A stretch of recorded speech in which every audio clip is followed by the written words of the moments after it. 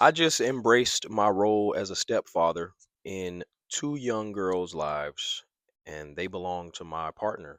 She has two daughters from men that were in previous relationships with her. When I initially got with my partner, there was never any pressure on her end for me to be a step parent. I didn't really want to be a step parent. I think everybody dreams of having their own children and taking care of their own kids. I think there's a bad narrative when it comes to step parenting.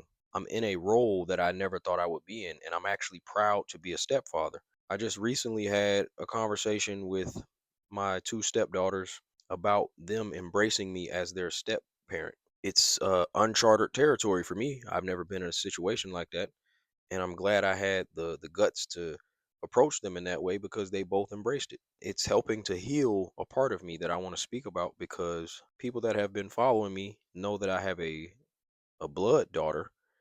I haven't seen my daughter in 5 years because of how that panned out with her mother. There's a part of me that's unhealed in that fatherhood category. There's a void there, and step parenting can actually create a lot of healing on both sides of the fence, on the step parent side and on the stepchild, because there's something missing. That's why you have to step in and feel something. That's the whole point of it. And we talk a lot about the village. We talk about it takes a village to raise kids, but I think a lot of our accepted mentalities when it comes to parenting and children, it's all about take care of your own. But a lot of those homes are broken because we're not having babies with the right people.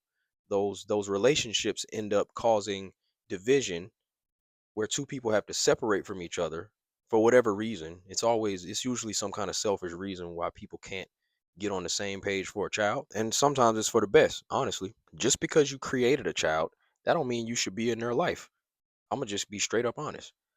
I know everybody wants to know who they come from, but there are some situations where you are not maybe worthy of being a parent at that time. Maybe you were not prepared.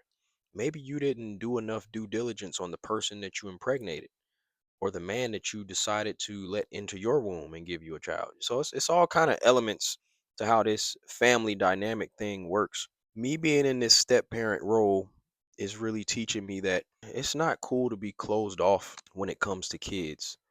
I know a lot of people, they shun the man that steps in and takes care of another man's children.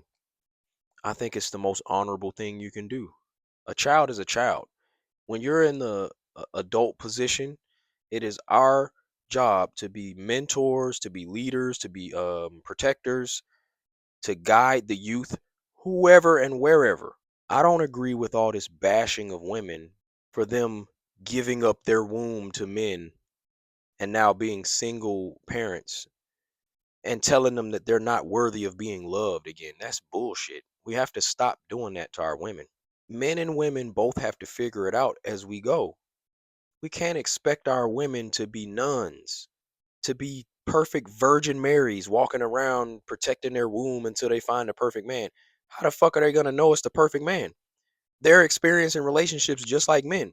They just might get pregnant by the wrong guy. More often than not, that's going to happen. You're not going to get it right the first time, usually, on anything. I don't like this shit where they call it they're bringing baggage. My lady ain't bringing me baggage. Her daughters are blessings to me. It's adding value to my life. It's giving me even more of a purpose in her life. You don't get to dictate who you fall in love with. I feel like we're trying to get people to fit into our own dream instead of just flowing with what the universe gives us. I happened to meet my partner at a time where I wasn't looking for a partner. I just ended up building a very genuine friendship with her, and we both developed love for each other.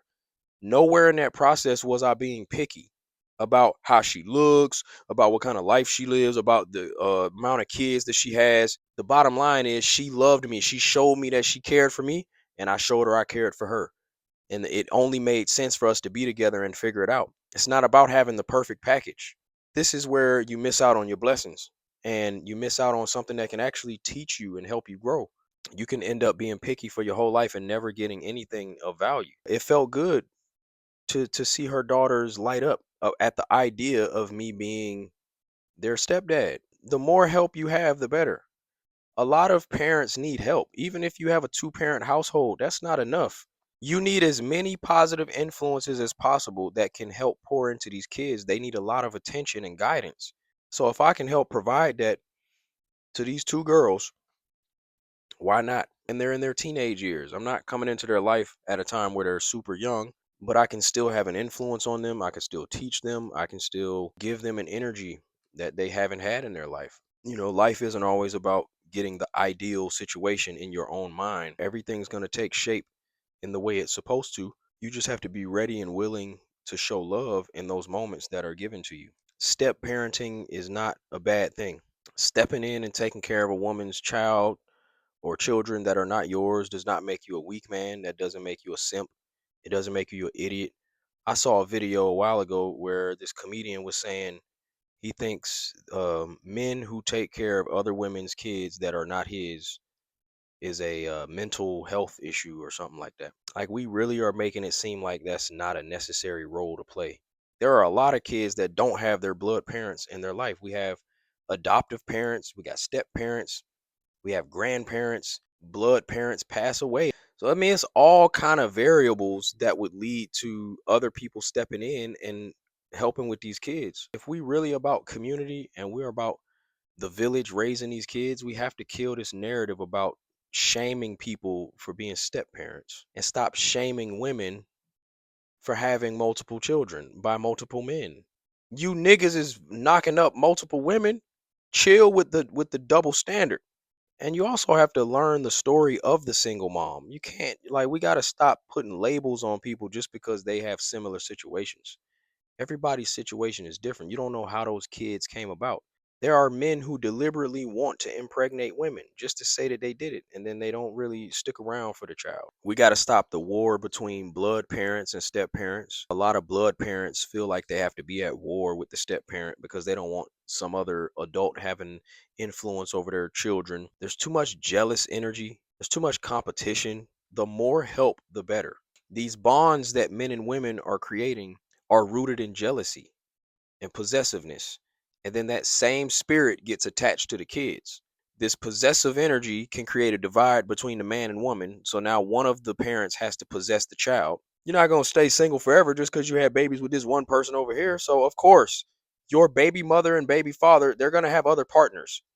And then those other partners are naturally going to be part of your child's life because, duh, they're in the same home now. Thank the step parent for coming in and embracing that. We can really find a way to be larger communities if we can get out of the jealous spirit. We're not doing well enough to be jealous. We don't have enough resources. We're not thriving as a community of people.